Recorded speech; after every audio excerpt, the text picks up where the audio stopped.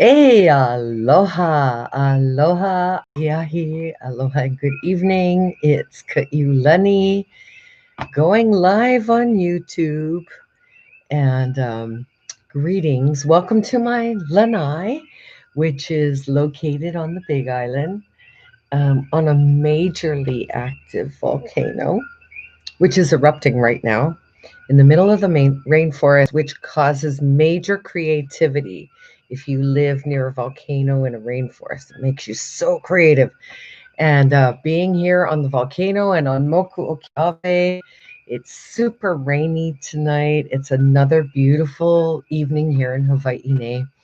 Was a little chilly today and tonight. All my life I've been a dedicated Hawaiian activist. Yeah, and a loyalist to the still sovereign Hawaiian kingdom, never giving up that someday soon we will overcome this illegal occupation by the U.S. military industrial complex. And today I woke up feeling hopeful, like, I don't know, maybe this new president will be the one that we can approach, and not in a Fed rec loving way, but to educate him and move him towards our agenda of freedom from the U.S. military occupation and our own sovereignty. And I got to tell you, the feeling of relief that I felt when I woke up this morning was just and still is permeating my entire being. And every day when we wake up, when I wake up, I'm like checking Twitter, checking this, checking that, wondering what Trump's going to say or do. It's just gnarly. You're just always like, oh my God, what's going to happen next? It's like it's like Night Stalker on Netflix or something. Anyway, this morning I got up at around 3 a.m.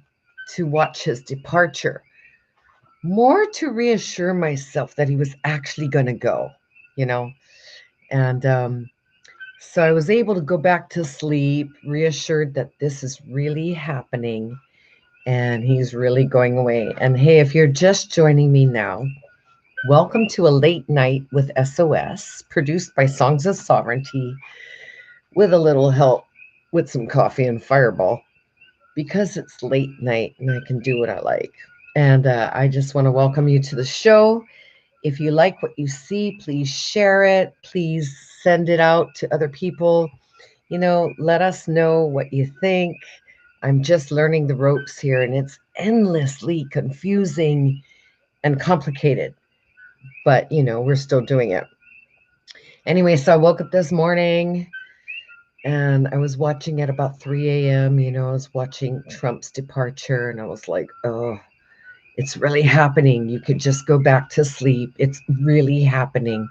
And, he started talking. So I just turned it off and let the rain and the frogs put me back to sleep. And I had these dreams of me and my girlfriends all dressed up going to this really rager party. And, I've been watching this girl on YouTube because I'm a true crime fan. And she does her makeup and she talks about true crime. And she's really inspired me to kind of like glam up a little bit. I don't know. But anyway, her name's Bailey Sarian. Really great true crime show. So I had these dreams of getting dressed up for a party. So as you can see, well, I don't know if you can see, I'm really dressed up.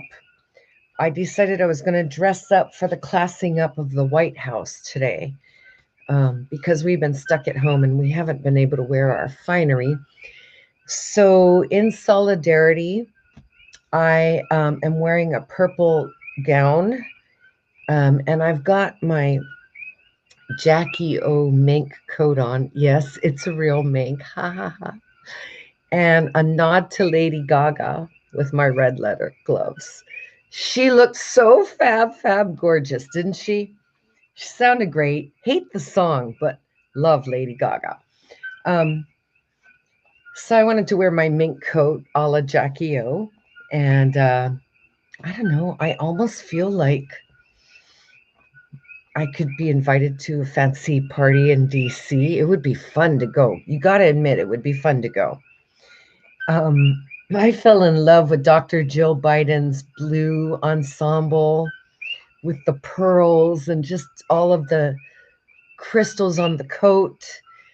And Kamala, Vice President Kamala, she just rocked it in her blue coat, electric blue, just, and her coat was not as feminine. It was kind of boxy, and it suited her office. It was more of a business coat than an evening type of a thing. So just amazing fashion. I saw this pair of, I think it was Joe Biden's daughter. She was wearing pink with these suede leather boots. And I was like, I want those boots. And the fashion was just incredible. Like I said, the trash is out, the class is heading back in. A friend of mine says Biden and Trump, they're on the same side of the coin that doesn't go into our pocket. We'll talk more about that later. But for today, I'm just still really high on the fact that Trump's gone and some educated people are moving back into their White House, because all of this stuff affects us here, yeah? In all of my life, I've never heard an American president speak to the USA the way Joe Biden did this morning, ever. I mean, even Obama did not move my stony, occupied heart. After all, Obama called our islands the pivot point for world war. Clinton was just ugh. He's just gross. George W. is just the continual warmonger. Reagan, just say no to all of him. And so it's just like, when I was watching Joe Biden's speech this morning, I was kind of shocked because I personally found him to be very genuine. Like, he really believes what he's saying. And whether or not he follows through, time will tell. But this man, I feel, really believes what he was saying. My favorite part was when he said, he quoted Abe Lincoln, and let's not forget, Abe Lincoln was an Indian lyncher, okay? But he quoted Abe Lincoln and he said, if in this moment I'm remembered for nothing else, remember me for being here with all of my soul, or something like that. And when he said that part, he goes, I am here today with all of my soul. I really believe he believes that. And that makes me hopeful. It makes me think that he's really wanting to change the United States of America for the better and turn it into the country that they've been falsely advertising for years that they are. So I am for deoccupation of Hawaii. It hurts my heart bad to see America implode, egged on by Trump and his hirelings. And still, we're dragged on by our occupation here, yeah? We're part of this ride. And we're like a young virginal bride who was married to a horrific old man, racist old man. And for better or worse, we're tied to him for now until we can divorce him or he dies or whatever. And it's just really like, that's kind of my analogy about us here in Hawaii. Later on, we're going to talk story about some of Biden's picks, and certainly some of these picks will affect us here in Hawaii. We're going to talk about federal recognition and the latest ding dong. And then the recent arrest of a guy who is not relevant, but he thinks he is, at our palace. Okay, so that's coming up in the show. The guy that I really didn't want to give him any airtime, but that because it was so poo-pooly what he did that I had to talk about it. So that's coming up in a little while, but I want to, finish up about the inauguration. And leave me a message. I've got the live chat button on, so you can chat with me. You can send me a message, let me know what you think. I'm hoping,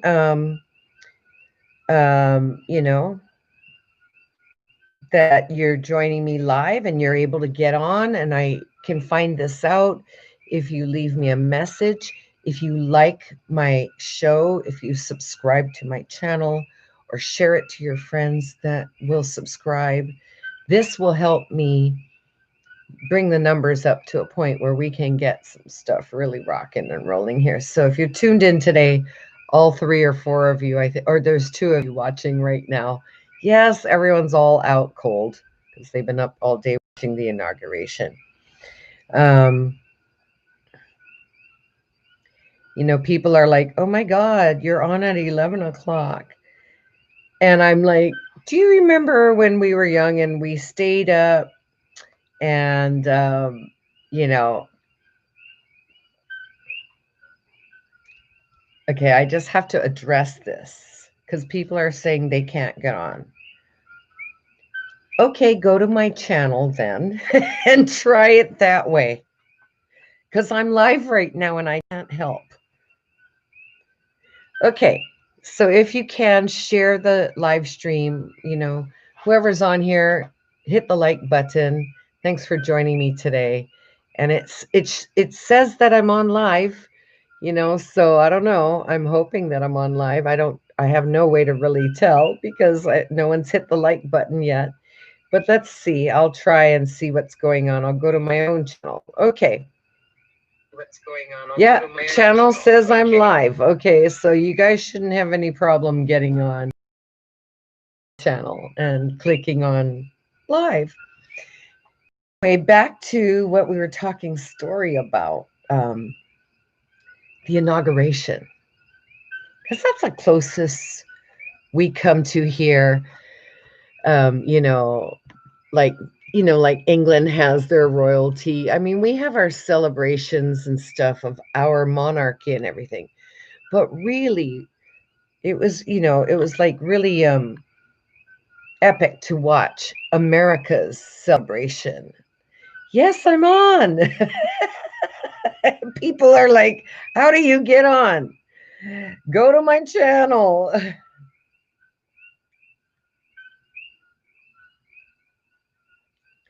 Okay. So anyway, it's really fun to be live with you and to have the experience. Okay, I've got 3 likes, so 3 people are seeing it. And like I said, if you can share and everything, do me the favor. It's the way you can support me for share, like the channel, subscribe to it, share it to your friends. And if you're just joining us, I was explaining that I felt like I really wanted to go to the inauguration. So, I'm decked up in my purple dress with my pearls. I'm wearing a mink coat. And earlier I had on, oh, here they fell down, my red leather gloves as a nod to Lady Gaga because she's so dang fabulous. Okay. The speeches and the poetry and the prayers today felt different to me. They felt like, I don't know, it just felt genuine for the first time to me watching America. And Amanda Gorman's, that 22-year-old that read her poem, it made me cry because I dream for us Hawaiians to, quote, achieve and unify and forge our union with purpose. Like those were some really great words for me that she said. And her poem was about the struggle of the people of the United States of America. Like I said, we're the young bride that's been married off to the hideous, racist old guy by the matchmaker here in Hawaii. That's who we are. And we're along for this ride. So if you read her poem and if you listen to the words, I think you can find everything, that she says could even apply into your own even inner circle. I mean, it was really a great poem.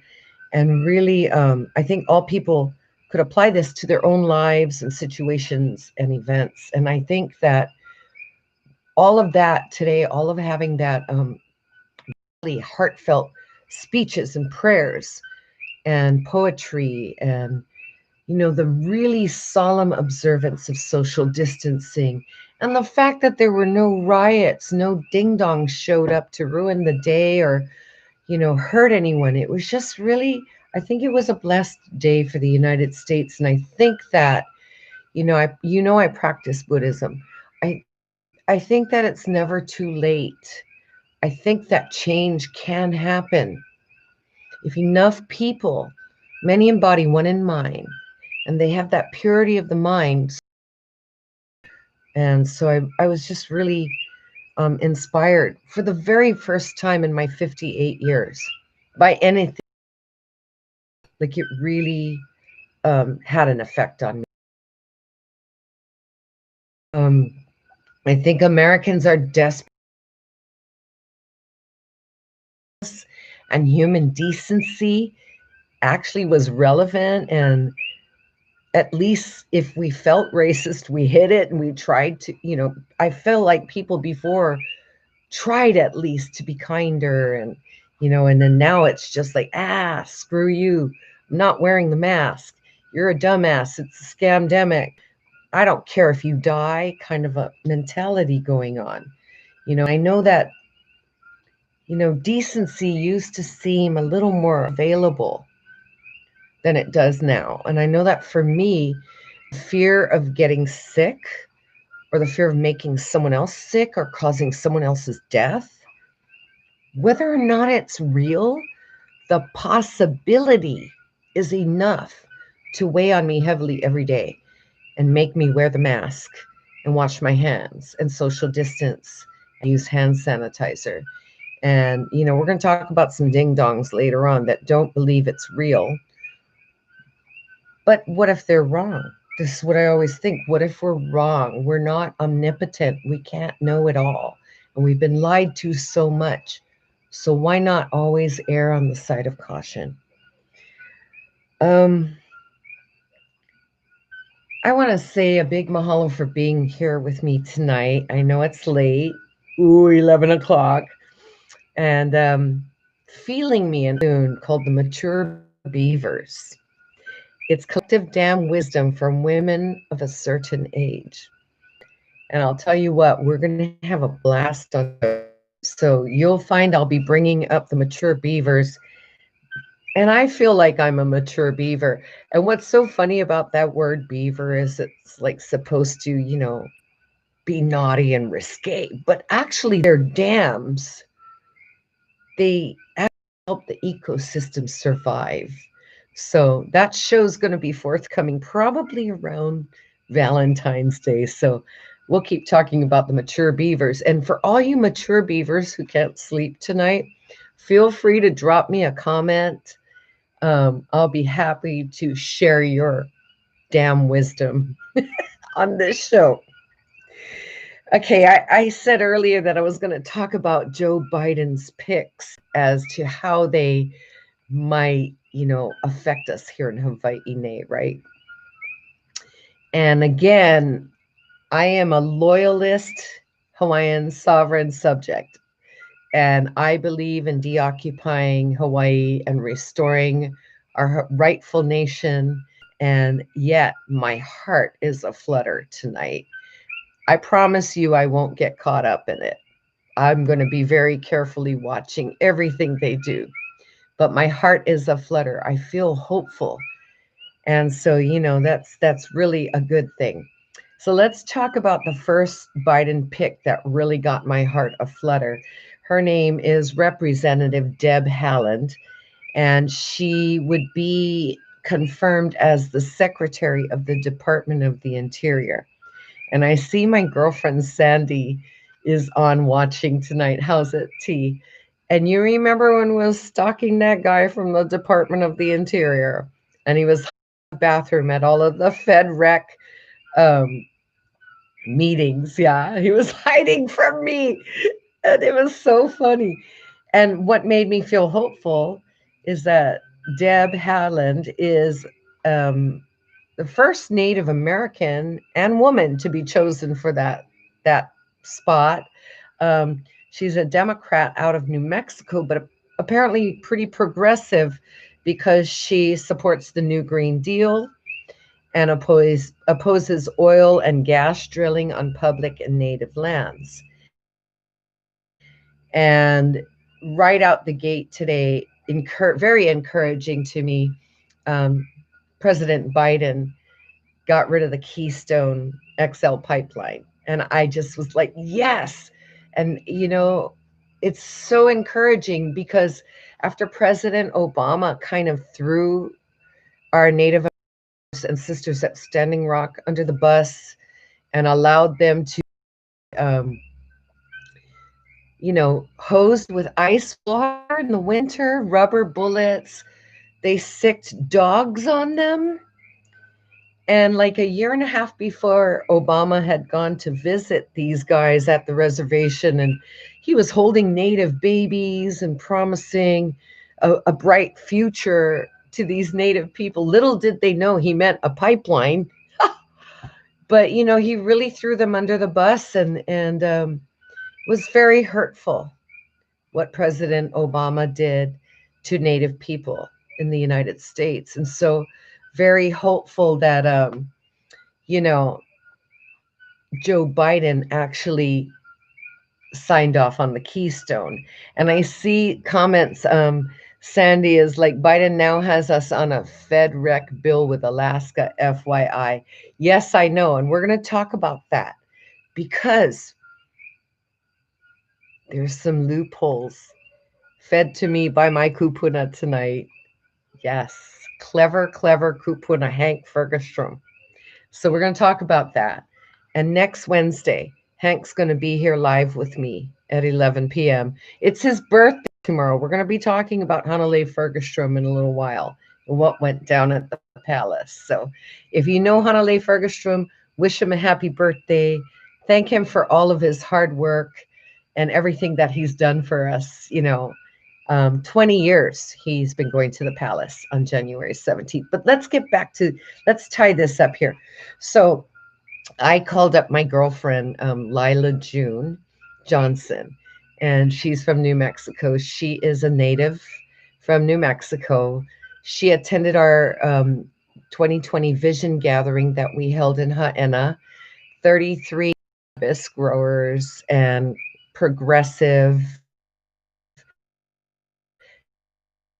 and native and people. We got together in Haena, and representative of New Mexico. Of course, she got squashed. She's a young kid. She's like another AOC. In any of my own my old shows that I've done that have the music on it, go check out my playlists on my channel because I've got a lot of Lila June's music, and she's just an awesome kid. So I called her up and I'm like, "What do you think? What do you think, Deb Hallen? What do you think?" And she's like, "Well, on the one hand, she's a Native American. This never happened before. Now, on the other hand, if she didn't know how to play the game, she wouldn't have been chosen. And then again, on the other hand, she supports the new Green Deal and opposes oil and gas drilling. So we'll have to see how that plays out. And to my knowledge, she has not yet been confirmed. So these were, I have picked out a couple of Biden's picks for his cabinet that are of particular interest to me in the way that it will affect our people, being that they want to federally recognize us as a tribe, and we're just not an indigenous tribe of America. End of story. You can write it on 100 Bibles and it won't make it true. That's all. But like Adam says, empire's got an empire. That's right. Okay, and we're going to talk about seawall, his monster seawall. I guess, he's over there all ho'omali with former activists who are starstruck and taking their selfies with the guy. And I'm just going, you know, whatever. I don't know what to say. This, you get people, they get involved in American politics. They start getting involved in that. Next thing you know, they're like taking selfies with the guy and praising him, even though he's trying to destroy the last natural turtle habitat in Waimanalo. And these were people who were screaming bloody murder about it, but they got to do a selfie with him. So now they're changing their tune. real Lindsey Graham kind peoples. Okay. So my second Biden pick that I'm talking story about is our transgender woman. I'm really excited about her, Dr. Rachel Levine. Um, she is the former Pennsylvania health secretary, and she was confirmed as the deputy secretary of health. And why this is exciting to me is because I have a lot of Mahu or transgendered loved people in my life that I dearly adore.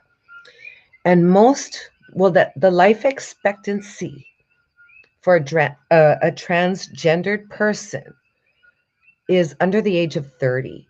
Mostly they're either going to be murdered or commit suicide. And it's a really horrible, sad thing because these are still people. Just because I'm wearing a mink coat, I'm still Denny from the block, right?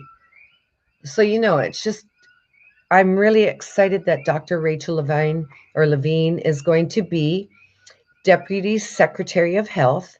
She's a pediatrician and former Pennsylvania Physician General and appointed to her current post in 2017 by Governor Tom Wolf, one of the very few transgendered persons serving in elected or appointed positions in the United States, and has become, as a transgendered woman, the face of Pennsylvania's COVID response, which they've had a lot more success than a lot of states. And so I want to congratulate you, Dr. Rachel. I really hope that you are able to improve not only all of our health, but most especially the health and protections for transgendered people who have been so hunted and just, really disparaged and put down and murdered. And I'm really feeling hopeful about this appointment. So this is like these were my two picks that I wanted to talk about tonight with you, as far as who I believe might possibly have a good effect on Hawaii. And as the weeks go on, we'll know who's getting confirmed and what I'm trying to do with this show, because historically for 20 years I've been talking to you about how we're illegally occupied. I've been talking to you about the Constitution of Hawaii. I've been talking to you about international law. I've been talking to you about violations of federal and state law and everything I could tell you in 20 years to prove to you, to show you definitively that we're illegally occupied. And now with this show, my hope is that I'll be able to show you that what goes on over there affects us here. And then, as Hank always tells me, now how do we move the chess pieces? How do we start to get our agenda into the flow of their game? I feel like with this administration, we might finally have a chance. And one of the things that makes me hopeful about it is because Bernie the administration, and there's so many progressive people now in the United States government. And I do have to say that if the Democrats really have any hope of changing the United States around, they're going to have to become far more progressive in what they do. Because as the right goes further right, you see the left just following the right. And the people that are, the young people that we have now, it's not relevant to them what the Republicans do and what the Democrats do. There has to be more progressive movement within the party. And let's see. Um, yeah, Tom Visak, Mr. Monsanto to be appointed as Secretary of Agriculture. Yes, I know. But you know what? Didn't Obama pick someone like that too? It was really funny, wasn't it, when Obama got into office? And then look at who Trump picked. You know, I think that we have our work cut out for us. We really do. We have to stay on top of. I just feel like their system is so riddled with corruption, and so far from their mission statement. So you're right, Sandy.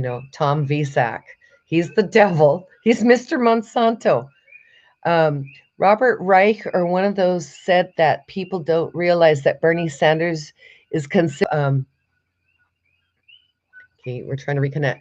I was not a fan of Bernie Sanders when he first came out because he didn't really say anything to me that was that progressive. It was like everyone was like, "Oh, Bernie, feel the burn." I'm like, "Yeah, I've been feeling the burn ever since I was born." You know what I mean?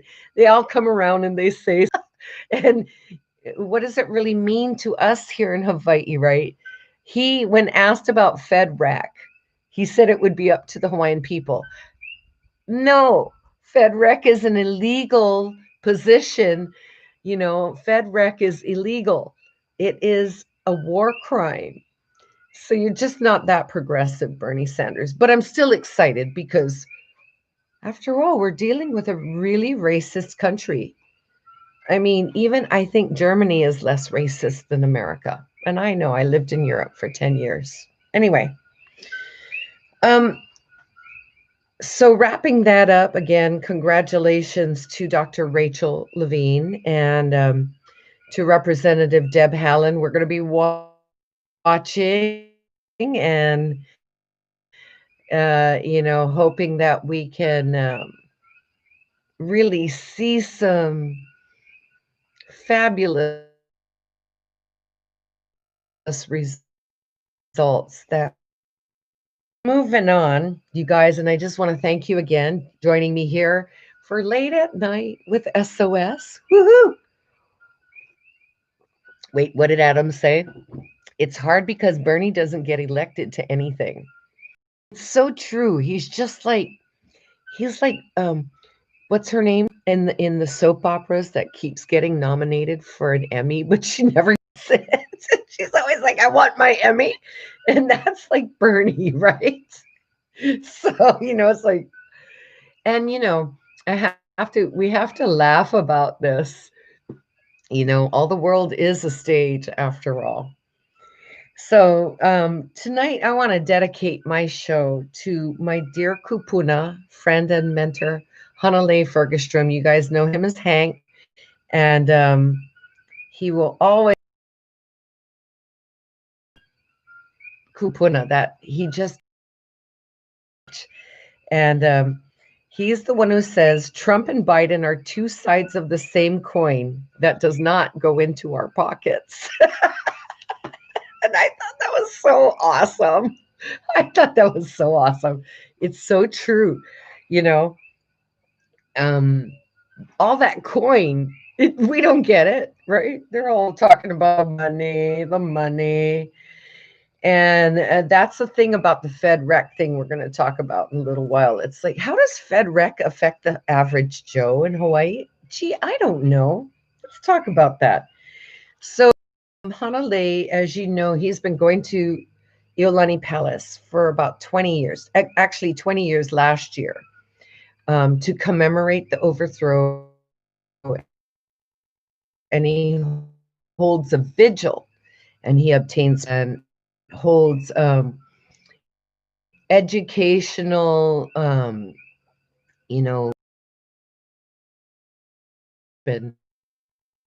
it's, and I had to pass it up last year because I was really sick after our retreat on Kauai, so I wasn't able to attend. But that was his last year that he went, and he said that he did not go. And this is what Hank Fergestrom, who is an actual Hawaiian and a kupuna, had to say. I didn't go to Iolani Palace this year due to the COVID pandemic because our people are so highly vulnerable. I decided to stay home. And I want to mahalo you, Hank, for staying home and for sharing that. He went on, he had more to say, but he really is taking it seriously that this pandemic is real. And then here comes along the ding dong, Gene Tomashiro. And already, Gene's been stirring the shit for a while.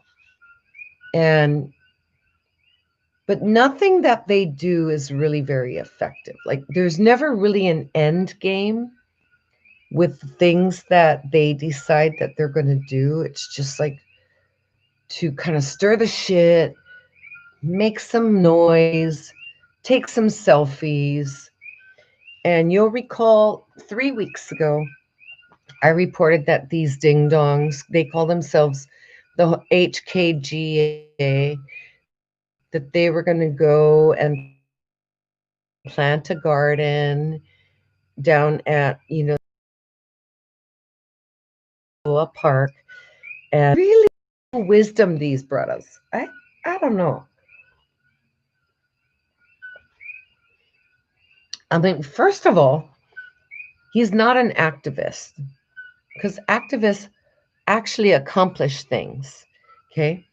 Secondly, he calls himself Hawaiian national, but he could never be a Hawaiian national. He has no Kanaka blood, and there is no mechanism after the overthrow to establish nationality. So you ain't a Hawaiian national because that mechanism doesn't even exist to create your pure Okinawan ass into Hawaiian national, okay? So I'm thinking, you're Okinawan. Why don't you go help the Okinawans like overcome their mask mandate? Go overcome their military occupation. Well, this ding dong decided to hop the fence at the palace, maskless, and now he's going to be really broke because he's getting all these fines. He's got to go to court. And I always tell people, if you're going to get arrested, make it because of a mask. I'll remind you that our warriors went into battle hiding their identities. What is wrong with the mask, boys? I don't get it. Put the mask on. Jean Tomashiro, you really hurt us by doing what you did. You did not make us look good. You made us look stupid. Except you're not part of us, so you made yourself look stupid. By the way, Jean, Wailoa Park is full of, it's poisoned from the tsunami of 1960 that hit Hilo Bay. That's why it's a park and there's no food growing over there. But you guys want to have a camera, go plant food, and cuckoo, cuckoo. You are pupuli, and you will be after you pow going through court over here. So if you see Gene, tell him call me up. I want to talk story with him. He needs to stop this shit. Okay, our FedRec update. I was gonna call it casinos and teepees, but I pretty politically incorrect. So I'm gonna call it casinos and residences. So did you know that DHHL and the state they're already looking at Hawaii, our homelands, as reservations. You'll recall I have always played this thing for you on my show before, and it was in 2009. Sensation about occupation. It was Neil Crombie, selling off the rest of our Hawaiian homelands. Yeah. And so, yes, let's see here. Adam's saying, Kiko told me there's cyanide and some kind of horrible pollution from the Canex sealing fiberboard factory that used to exist on Wailoa Stream in Hilo. Oh my God, that sounds way more horrific than arsenic. But I believe it. I believe it. That's why don't eat anything grown over there. It's poisoned ground. That's why I don't know why Gene guys wouldn't go do that. That was really dumb. It's just dumb. But, he looked good in the camera, right? I'm trying to look at this thing with the DLNR and the whole casinos and reservation thing. So there's two things, and I'm having a problem downloading it. that Hank sent me. So I'm going to check it out on my email right now. And hopefully I can open it up here on my phone. Um, there's two things that we need to really study as we review or as we consider FedRec, because I could imagine that to many people, FedRec really is looking kind of good right about now. We've got a big vacuum of leadership. You know, none of the so-called sovereigns have stepped up to try and do anything really. Um, so-called leaders are doing foolish things and following Trump. And it's like I don't know, there's such a huge vacuum of leadership right now in the Hawaiian community. And so guys like Gene Tamashiro are capturing the cameras, you know, or other leaders that we considered to be leaders are now hanging out with Obama and taking selfies. And so it's really hard to know, you know, who's going to fight this FedRec. A lot of the leaders that fought the FedRec back in the day, they're now FedRecers. So, you know, yeah, I got to take the mink off. I'm getting a little warm because I'm getting worked up over here. Let me know what you think of the fashion, the style and fashion. Like my channel, hit the like button if you like what I'm wearing. But I was dressing up tonight as if I was going to the inauguration myself, and I even wore Furfalicious, my Jackie O styled mink coat to go do this thing tonight. To do this, but anyway, leading, you know, as we start looking at FedRec, this thing's not going to go away. And it's looking more and more attractive to a lot of people. And a lot of people have already bought into it because they're able to get money, they can start their businesses, they're able to provide for their families, as you know, through CNHA, which requires you actually to sign up for FedRec. So if you want to get any of the monies that is available to Hawaiians, you pretty much have to be a FedRecer. So right about now, it's looking real good because there's not a whole lot out there for us. But there's some things that we need to understand about what federal recognition is. First and foremost, we are not native and indigenous to the Americas. No. We are not native or indigenous to the Americas. We are not tribes. We are one nation. So we are not a tribe and we are not indigenous to the America. And that's what federal recognition is all about, is recognizing us as a Native American tribe, indigenous to the Americas. I don't know if you remember, but in 2016, I went to the Smithsonian Institute for the American Indian, and we performed there with Liko Martin and Laulani Teal.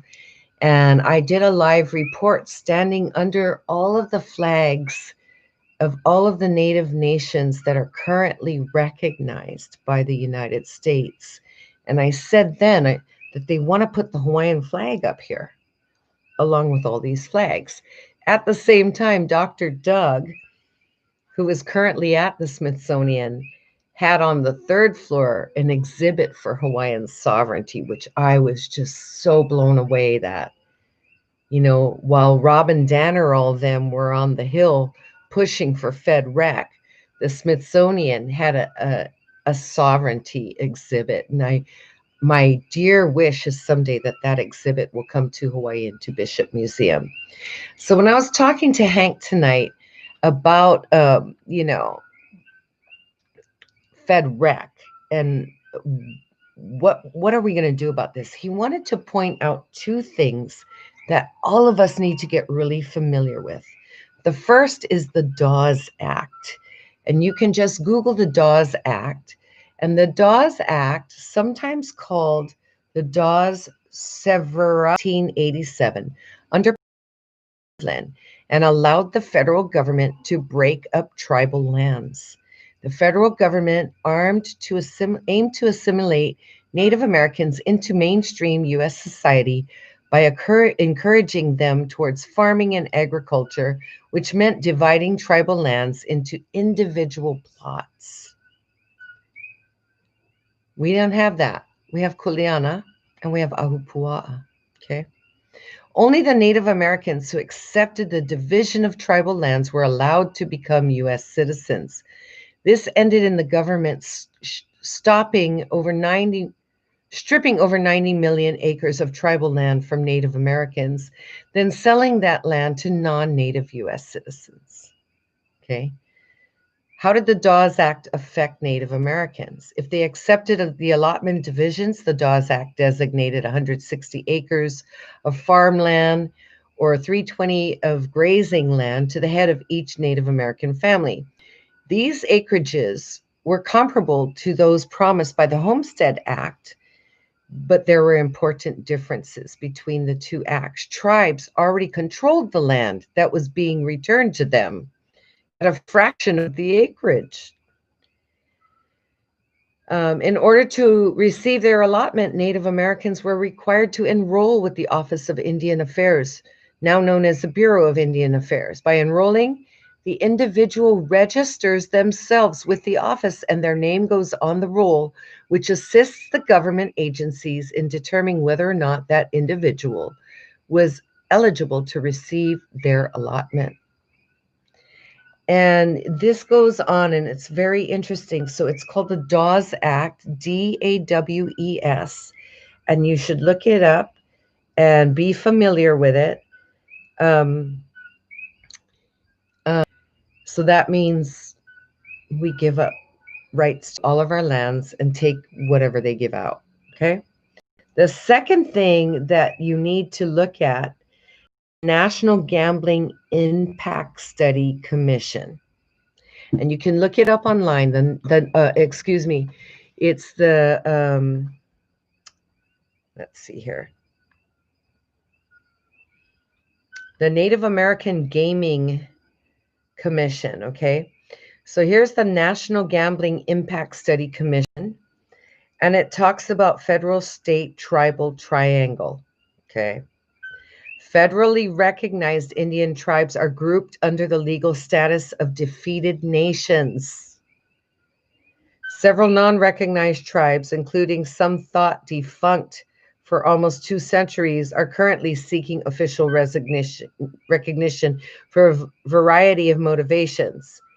Without such a designation, constitutionally, they are little more than a private association. But the first sentence is the most important one. Federally recognized Indian tribes are grouped under the legal status of defeated nations. Since we never went to war and were overthrown, we were never defeated. So if we allow ourselves to become federally recognized, we are admitting defeat and giving up any claim that we have. If that happens, we will be known as a defeated nation. And we're not there. And we have not been known as that. So that's something that's really a trip that got to watch out for. You know, Robin Danner and her gang, they want to create casinos on the reservation. And this ties in really good with the military occupation because it'll fund the military. Yeah. So I encourage all of you, any of you who want to know, who know what's up, to check out, the Dawes Act and the Native American Gaming Commission. Google that online, and that's a start. Next week, we're going to delve deeper into the casino and the reservation thing. We've taken up a lot of time today talking about what's going on at the White House and those picks by Biden that made me feel really hopeful today. And so we've spent a lot of time on those sort of things. Next week, we're going to get really into what FedRec, this newest version, is looking like for us. And, Hank wrote an article years ago called The Akaka Bill is No Good for Hawaiians. And FedRAC is the Akaka Bill. And so you can actually Google the Akaka Bill and you can see the metamorphosis. But in the base, it stays the same. At the bottom of the barrel is the Hawaiian, overseen by everybody and their dog, even county workers. We would be subject even to county workers in the hierarchy. So everyone from the president on down to county workers, we would be subject. If we're a defeated nation, we are their subjects. They So that's the deal with FedRAC. It's really a trip. I don't think we want to go there. Not for all the money in the world. Let's see. Sandy says there was a great question at the DHHL meeting. Have they collected? The answer is a big fat zero. There's no rent charged for the ceded lands. They just took whatever they wanted. And by the way, there's no ceded lands. They're seized lands. So all of the airports, military installations, a lot of golf courses, hotels, you name it. It's all on Hawaiian Homes land that was just stolen, never paid for. And they called it ceded, as if we had been defeated. And I just explained to you that we are not defeated. We were never defeated. Our queen did not admit defeat. So, we are not a subjugated, defeated nation. So how could our lands have been ceded? So now we have the test, because he talks about truth, honor, and integrity. And so we have to somehow infiltrate his brain and get the American version out of there that he knows, and the truth in there of who Hawaii is, who we are, and what our sovereignty means to us, and how FedRec is not going to fly here. We're just never going to agree to it. And so he can take it and put it, I don't know, on Trump's airplane. Send it away, because it's not going to happen. Hey, I want to thank you for joining me tonight. I do have a website, songsofsovereignty.com. It's not been updated in a while. I'm getting to these things slowly but surely, I promise. My Teespring is not active right now, so I'm going to get some logo wear up very soon, because Adam and I are working and fresh logo for the late night show. And also, I want to encourage you, if you haven't already, watch Uncle Hank's movie, Uncle Hank Public Law 103-150 on YouTube. It is the bomb. It's a great movie. You'll understand why I have such an affinity for him and why I have so much respect for him and the wisdom that he gives to me, the things that he teaches me. Fascinating. I can talk to him for hours. I didn't know about the Dawes Act. I didn't know about the Native American Gaming Commission. And so, he's able to direct me in a lot of ways. I want to say a big mahalo to my husband and all of my friends and family for supporting me throughout the years. And I sure hope you'll join me next week here. Hank's going to be here. We're going to be live over here with the Kokies. Hope you'll join us. In the meantime, share the link, like, subscribe, keep sharing the link, and tell G. Hamashiro I said he's a cuckoo. Love you all, and good night. Malama i ke kahi, ke kamhi, malama pono, ahuiho.